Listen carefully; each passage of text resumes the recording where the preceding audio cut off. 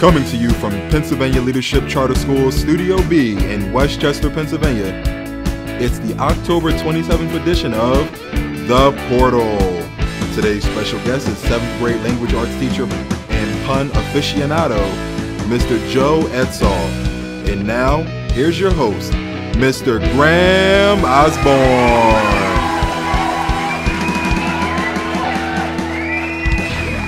Hello and welcome to The Portal, your place for announcements and interesting interviews with PALCS teachers. I'm Mr. Osborne. Students in grades K through 6 are invited to visit the Elmwood Zoo in Norristown, PA in the Southeast region on October 27th. To register and get more information, click the link on the Moodle homepage. There will be trick-or-treating October 30th from 12:30 to 2 o'clock, both at the Landings in Pittsburgh and at the University Scholars Building in Westchester. Students in grades K through 8 are invited to dress in costume and join their classmates and teachers for some Halloween fun. Students will have an opportunity to visit the teachers to show off their costumes and collect a treat.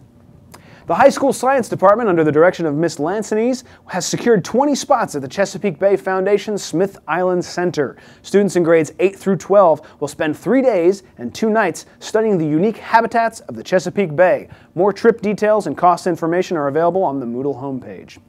Mr. Paris will be holding an information session about the PALCS annual educational travel opportunity to China and the Chinese exchange program. The information session will be held in a virtual classroom and will start at 10 o'clock on October 29th. Moodle message Mr. Paris for more information. And on November 3rd, there will be a virtual parent webinar. The topic is the short and sweet IEP overview. For information on any of these events, follow the link on the Moodle homepage. Our guest today is Mr. Edsall. Please welcome Mr. Edsall. Hey there. Good to see you. Good to see you. Thanks for coming by. So how long have you been at PALCS? Oh gosh, it's got to be about 14 months now, I would say. So in years, that's about 6 years? Rounded up to the nearest 6, I would say yes. Okay. It's been 1.2 years. 1.2, that's right. Okay, good. What do you teach here? I've always wondered. I've just seen you around. Yeah. I teach language arts in the 7th grade. 7th grade. That's a tough grade. It's the toughest. It's fun, though. But it's the best. It is the best. I say that all the time. Well, what do you love about teaching language arts? Well, one of the things that I absolutely love most is, we're kind of all surrounded by stories, no matter where we are. And language arts is really what gives you the tool. The tool is not only to analyze those stories and to see what it might be saying about you and about the world that you live in, but it also gives you the tools to create those stories on your own. Lots of really valuable skills in there, and I really love seeing what's inside of the students' heads. That's great. So. That's really great. How do you teach a subject like language arts online? Well, I feel like everyone kind of finds that one thing that they're very good at when it comes to teaching online.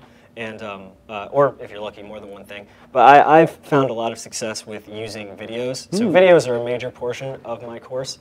And we are teaching the YouTube generation. So you kind of adopt that sort of mindset and do what you can to make it as interesting as you can for the kids. Can you describe those videos that you make a little bit? Oh, well, I will often be standing in a room, and there will be a camera in the room.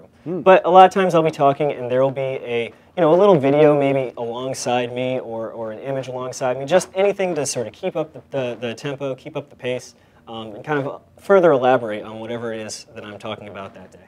All right. Well, I saw you had a teacher shout-out recently. What are teacher shout-outs? Huge confidence boosters. But in addition to that, I believe on the Moodle homepage there's a link to nominate a teacher for a shout-out. And really what you can do if you are a student or a home facilitator, you can go on there and you can acknowledge a teacher who you feel has done a terrific job and say maybe what it is that they did and why that teacher might be special to you. And we as teachers, when we get them, we're very, very happy. We're very it really makes our day. Yeah, so it's nice to have exciting. that appreciation.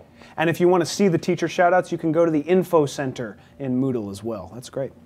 All right, it's time for 3 questions. We've got 3 questions.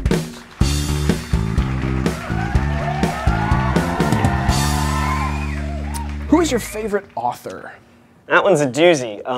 I don't really get to teach him at my grade level, but I know that he is taught at the higher grade levels. I'm a huge fan of Franz Kafka. That would definitely be who I would pick as my favorite author. Kafka. Yeah. He's very Kafka-esque. I would definitely say so. And in fact, I sometimes try my hardest to think of a way to make a joke about his name when I have coffee, but there's nothing there. There's nothing there. I've tried it myself.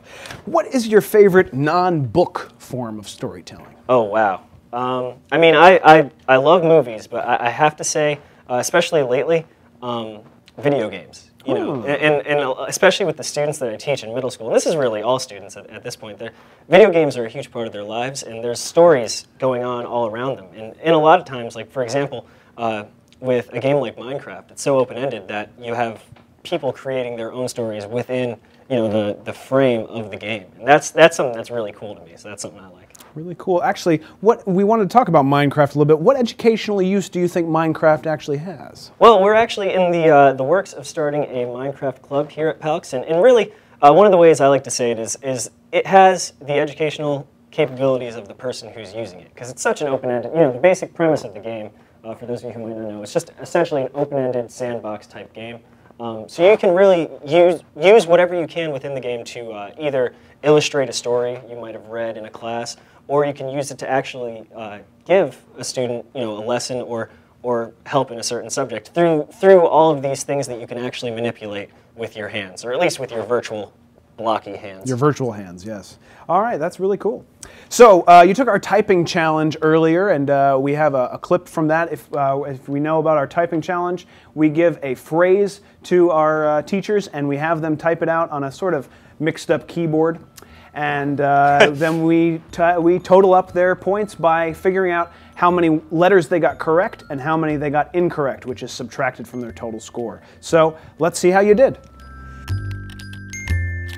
You can definitely see that I'm really confused. You look it.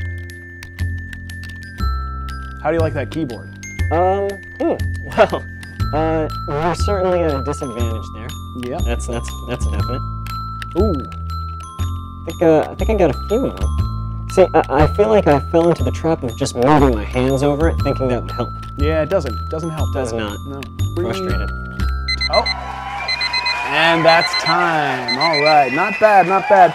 Your total was 35 points, which puts you in 4th place, but still very respectable. So thank you very much for coming in today, Mr. Edsall. Thank you so much for having me. It's great talking with you. This was a blast. And thanks to you for tuning in. We'll see you next time.